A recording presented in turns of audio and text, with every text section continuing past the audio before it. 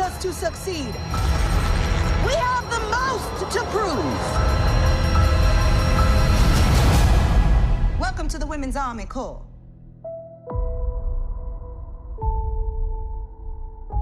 Okay, folks, first things first, you know how this works. Due to copyright, I am not playing the entire trailer to 6888.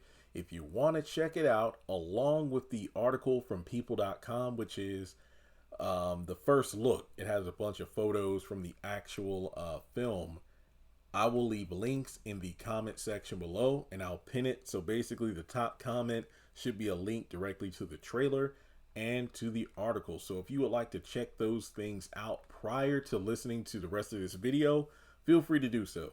But I ain't trying to get in trouble with Netflix. But I am happy that we are finally getting a date for this film's release on Netflix, which is December 20th.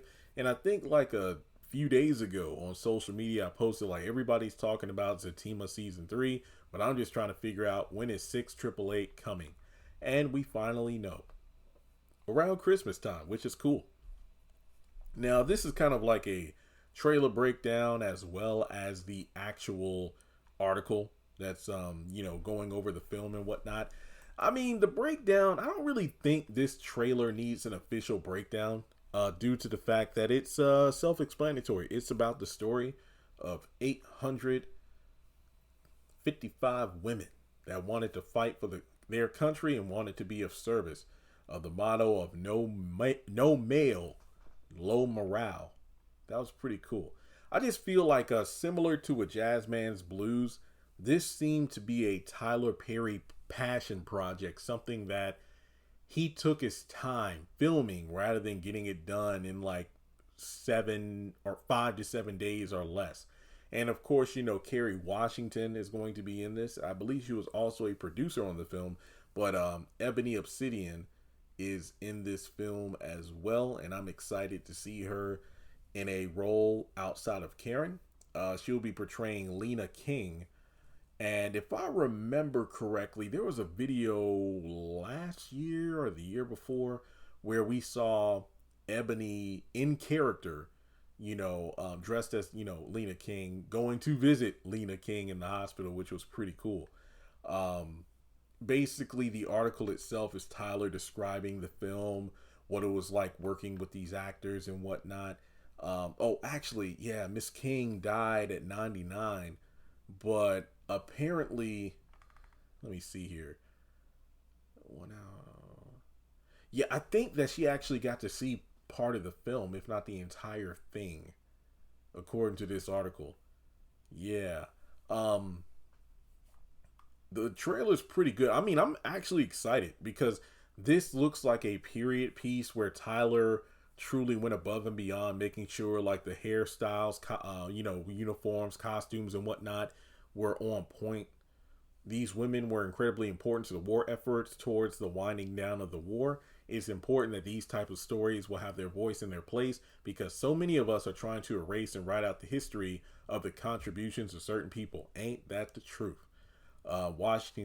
Carrie says she's really proud to be a part of the film. I think Tyler has done an extraordinary job taking this largely untold story and adapting it into a moving narrative work of art that allows you into the hearts and minds of these brave American heroes. Yeah, I definitely feel like this is going to be pretty emotional because, seeing heroic black women having their story told is great.